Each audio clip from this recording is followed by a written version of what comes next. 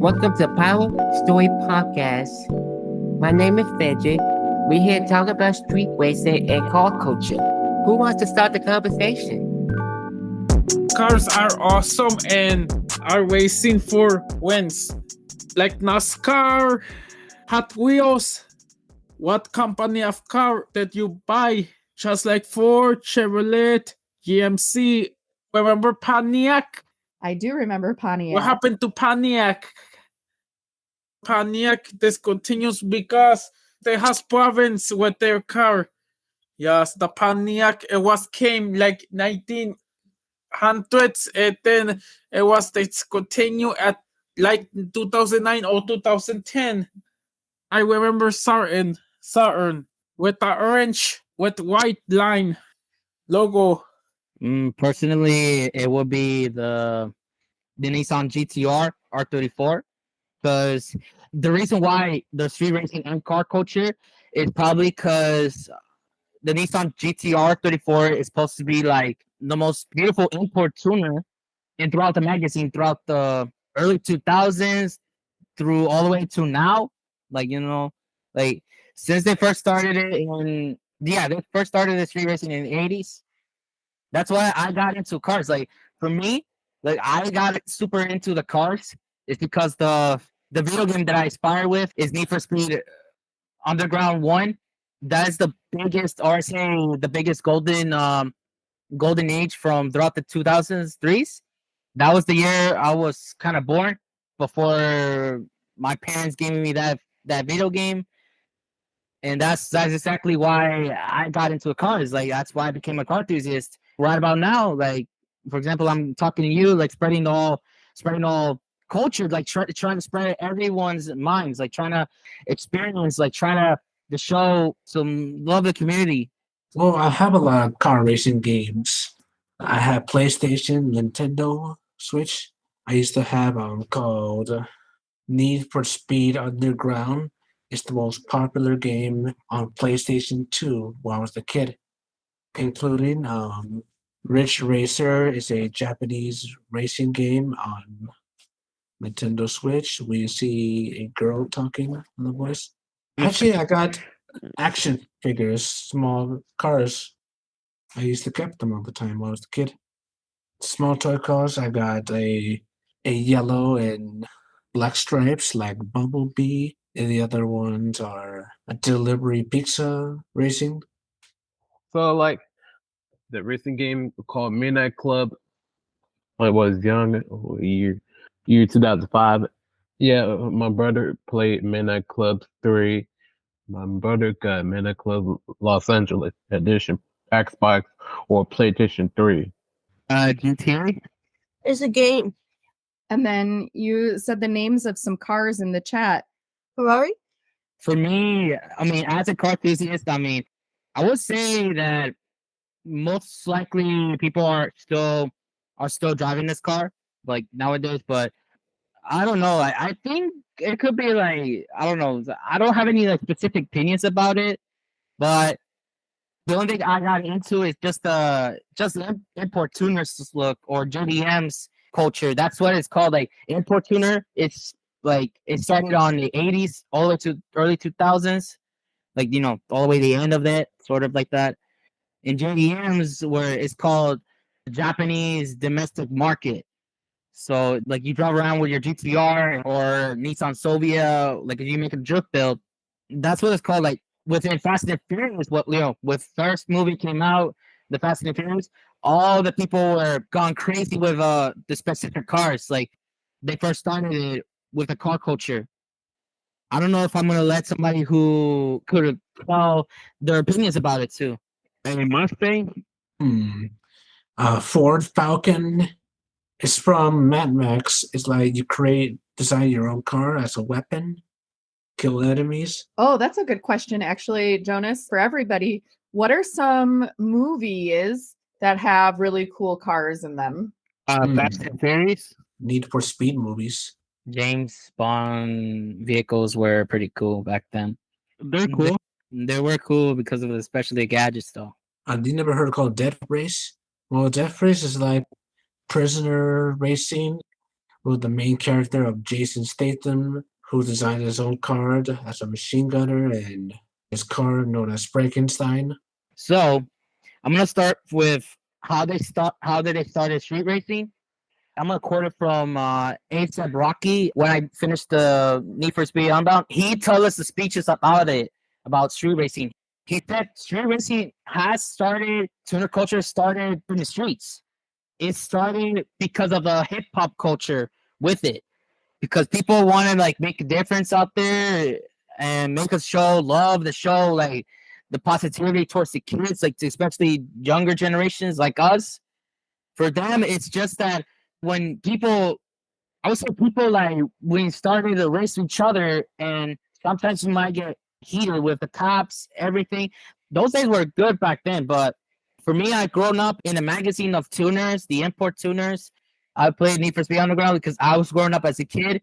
I was dreaming about owning a car, drive around in the, downtown in the Chicago, because it's probably because of the hip hop culture feel or the streets, especially the streets. Because since I grew up in a neighborhood, I grew up in Little Village. They have a lot of people like lowriders or a tuner car or a dunk. For example, like a dunk, it has the big wheels on it. A lot of people like us, we grew up in different cultures, like tuners or muscles or classic or luxury cultures, like especially Cadillac. I mean, I know a lot of stuff back then. I know a lot of stuff. Yeah, I know street racing. Really like it. It's awesome. Typically, like young memories of racing to a year. Oh, the Ford gaming in the movie or the other street racing. It's awesome. I was young like that. It's because they were related to the hip hop culture or the street related. For example, like Ludacris, because the song that I hear a lot was "Act a Fool," and there was a little a glimpse of some of the cars that, or I say the rappers, they actually referring to, like they have a car and what they described the interior inside of it. It had like NOS system on the back, or they had swoofers on the back, or just the speakers, that's audio systems on the everywhere on the interior, colorful interior. That's why the racing cars is so popular like nowadays, because of the hip hop culture. Because I have the speed and the abilities and the race cars. Because the fact is, I've seen race cars. Race cars have good speed and good endurance. But around the streets, they have to be careful around like civilians and people around Chicago. They have to be careful. No matter how fast they are, they need to stop when they get near people. If you do racing on the outside, you're gonna get caught by the police. If you make loud noises, they'll be watching you on security camera. Anywhere they can see you, including just like in the movie, the first Fast and the Furious movie. They're all being watched because the cops will be coming soon. Start your race before they come. By having very dark windows because the police can take your car away. They drive so fast. The racing cars get crashed. I was like, oh my gosh. I would say like some cars do go fast, and seriously, like if they have an accident, they gotta slow down. And the cars like do go fast. I just watched like the full highlight about it. Some people like it. Me, I don't really like watch that often. For me, I would say yes. What you said, everyone's opinions about risking in illegal street racing and the current sports right now, like for example, like NASCAR. For me as a car enthusiast, I'm always aware about the risk of the civilians and a risk of the police activity. For I'm gonna say if I own a car, if I own a GTR, I most likely do a little bit of street racing and a little bit of car meet. I kind of like predicting my future. And yes, it is true because we might risk hitting somebody. And I know sometimes our car could go faster. And I would say, and yes, I know it's a little problem, but I know some of you don't like it or not, but it's the way the culture is. For us, we care about speed and respect for everybody else who decided to, cruise around with their friends and cruise around with everybody else. I have seen nice cars at the auto show. They had a Jeep, Cadillac, all the brands of the cars. Yes, I was about to say that the same thing, just like he asked. Auto Show has a lot of good stuff on cars. There's a GTR, Ford, and anywhere. But Ford is my favorite type of cars. Old school cars. Lowriders, they're meant to be like cruising. They're always meant to be like hop around with their friends, especially us, especially me. I'm actually Chicano, so I was supposed to attach myself to that lowrider.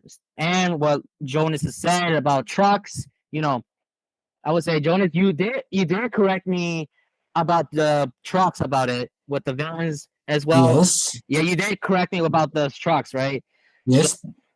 They even have a room inside. Yeah, I know about us. So it's supposed to be representing our culture, the Independence Day. Mm-hmm. So most likely people driving like slam trucks with the big wheels on it and the lowriders. I'm gonna say it to advise if anybody wants to become a car enthusiast like I am and learn about the history about the car culture and everything. I would say do not be afraid of who you are. Do not be afraid to show off the ideas of the car culture. Do not try scared or anything. Trying to make positive to the people community, because for this right now in United States right now, we're currently struggling with people experience of violence or racism or people who discourage us who we are Or disability. or That's what you gotta who say. we are. Yeah, thanks, Jonas. It's especially us as disabilities. For me, I wanted to teach everyone else to learn our culture, to learn our differences. And I know what me feels like, what we Scary or share your feelings. can share our feelings, and share my feelings and everybody's feelings, that what would make you become a car enthusiast in the first place. Is just there's always a bigger world than the state. You could travel around with the car, or you could car me with your friends, and it doesn't matter what gang culture you're from or what state you're from, or for example, like Texas, for example, if you're from Texas, They get to know you from a different state. I understand Right. that. That's we have to know each other. We have to learn each other's cultures. Like we share the cultures if we want. For me, keep up the hope and Keep your dreams on. keep the tuner car and the car culture alive. And keep the eyes on the road and keep the culture alive. Thank you for listening for Power Stories. This was Something Mike Wednesday. See you on next time.